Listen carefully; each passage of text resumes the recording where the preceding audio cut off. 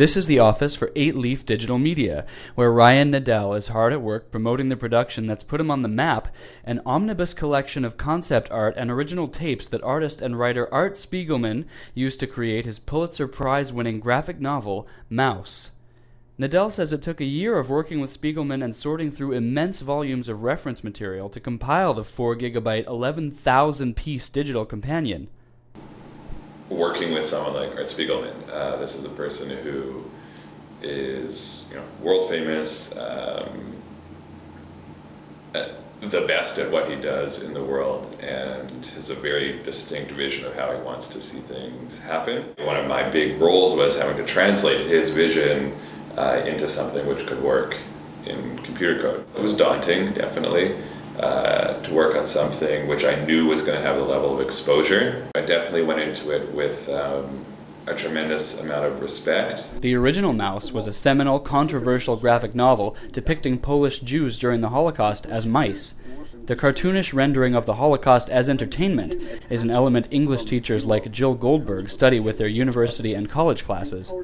Goldberg says Metamaus shatters that beast fable, but for a work about an atrocity like the Holocaust, that's okay. It's very powerful, I think.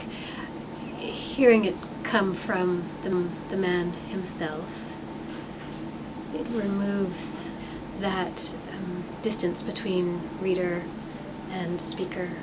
And it gives it a layer of authenticity, because with the book, it's possible for that to become a springboard for one's imagination, right? As if the Holocaust could be an imagined place, but it's not an imagined place. It's a real place, and here's a man who was there. If you see the process at work, if you see the process, if you see the sketches, if you see if you hear original voices, then all of a sudden you demythologize something. It becomes real. That's a good thing, because I don't think that necessarily leaves us at the end of the day celebrating the fact that everybody can make their own interpretation. You can't. The fact is, behind this story, there's a reality. The Holocaust isn't an imaginary place. And so unlike, say, a novel or a work of fiction, I don't think it's as important to construct in one's own imagination, what is the Holocaust? This is it. It's here. I think this is a very good medium to address a broader range of audience, perhaps, and ironically to keep it alive, if you will. We learn not only with our heads, but with our hearts. And this, I think, might, knock open somebody's heart a little more. Can't do anything about the Holocaust, but we can do something about things that are going on today. So perhaps it could also be seen as a bit of a call to action. Spiegelman has a way. I mean, he sticks in a lot of people's craws, right? He irritates people. He's an irritant, but a good one. One of the themes of the original Mouse is the scars borne by Spiegelman's autobiographical protagonist as the son of a Holocaust survivor. Nadel says working with the real Spiegelman was inspiring and intimidating. All he would eat is cashews and Diet Coke and cigarettes. There's not a moment that there isn't a cigarette in his mouth. But he's an endless worker. It's constant. He worries a lot,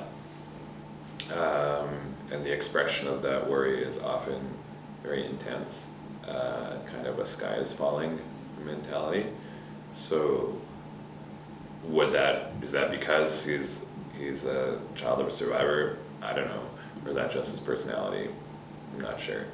But there's a tremendous intensity to him, definitely a sense of, if one thing isn't right, nothing is right, type of thing. But also there's a great compassion and humanity to him and the way he relates to people.